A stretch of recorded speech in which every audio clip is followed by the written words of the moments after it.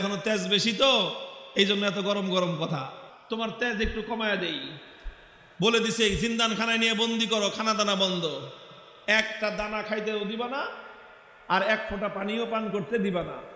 ডাক্তারকে বলে রাখছে নারী পরীক্ষা করতে থাকবি, যখন দেখবি যে একেবারে শেষ মুহূর্ত, এখন খাবার দাবার না দিলে আর বাঁচবে না, ওই সময়ে নিয়ে খাবার দিবি। খাবারটা কি দিবি সেটাও ঠিক করে দিছে, বলছে যে মুসলমানদের ধর্মে যে জিনিস হারাম সেটা দিবি, শুয়োরের গোশত আর মদ মিশানো পানি। আল্লাহকে বললাম যে আল্লাহ তুমি পরীক্ষা করতেছো তোমার বান্দা, যে তোমার বান্দা তোমাকে, তোমার দ্বীনকে, তোমার রসুলকে, তোমার রসুলের আদর্শকে কতটা ভালোবাসে তুমি এটা পরীক্ষা করতেছো। আর এই পরীক্ষা করার জন্য জীবন দিছো মাত্র কয়টা? একটা মাত্র জীবন দিছো। আর ওই একটা জীবন দিয়ে আল্লাহ তোমাকে কিভাবে দেখাবো যে আমি তোমাকে আর তোমার দ্বীনকে কতটা ভালোবাসি। তুমি আমাকে 1000 জীবন দান করতা, একটা একটা করে জীবন তোমার জন্য উৎসর্গ করে তোমার বান্দা আব্দুল্লাহ বিন হুযাফা দুনিয়ার সামনে প্রমাণ করে দিত ঈমানদারের কাছে ঈমানের দাম কত বেশি। উলামায়ে কেরাম, আহলে হক, হকের ঝান্ডা বাহিরা যদি হকের উপর অটল আর মজবুত থাকে, আল্লাহর পক্ষ থেকে সাহায্য আসে, প্রতিপক্ষ মাথা নত করতে বাধ্য হয়। সাহাবী যুগের ছোট্ট একটা ঘটনার উদ্ধৃতি দিই। হযরতে আব্দুল্লাহ ইবনে হুযাফা রাদিয়াল্লাহু তাআলা আনহু, আল্লাহর নবীর একজন সাহাবী, তিনি এক যুদ্ধে নেতৃত্ব দিচ্ছিলেন একটা ছোট বাহিনী। ঘটনাচক্রে রোম সম্রাট সে ওই বাহিনীটাকে গ্রেফতার করে ফেলল।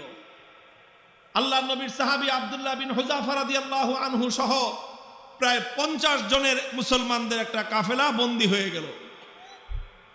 এখন রোম সম্রাটের ইচ্ছা হলো মুসলমানের ঈমান পরীক্ষা করবে আর যে কোনো মূল্যে মুসলমানকে ইসলাম থেকে দূরে সরাবে।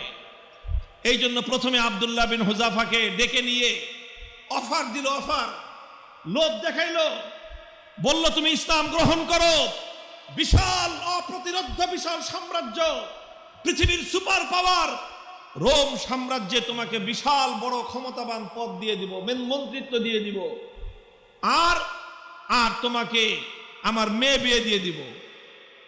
পরবর্তীতে তুমি রাজবংশের নিয়ম অনুযায়ী দেখা যাবে তুমি সম্রাটও হয়ে যেতে পারো, বিশাল এলাকার দায়িত্ব তোমাকে এখনই দিয়ে দিব, কিন্তু শর্ত হলো তোমাকে তোমার ধর্ম এবং আদর্শ ছাড়তে হবে। এই কথা যখন বলেছে, আব্দুল্লাহ ইবনে হুযাফা রাদিয়াল্লাহু আনহু রাগে ক্ষোভে অগ্নিশর্মা হয়ে, কোন কোন বর্ণনার মধ্যে এসেছে রোম সম্রাটের দরবারে দাঁড়িয়ে রোমান সম্রাটকে তিনি লক্ষ্য করে বলেছেন, ইয়া কালবার রোম, হে রোমের কুকুর। রোমের সম্রাট যখন তাকে ধর্ম ত্যাগের, ইসলাম ত্যাগের পরামর্শ দিয়েছে, তখন তিনি রোম সম্রাটের রাজ দরবারে দাঁড়িয়ে সম্রাট বলে নয়, রোমের কুকুর বলে সম্বোধন করে বলেছেন, মুসলমানের ঈমান এত কম দামি জিনিস না। সম্রাট মনে করলো শরীরে এখনো তেজ বেশি তো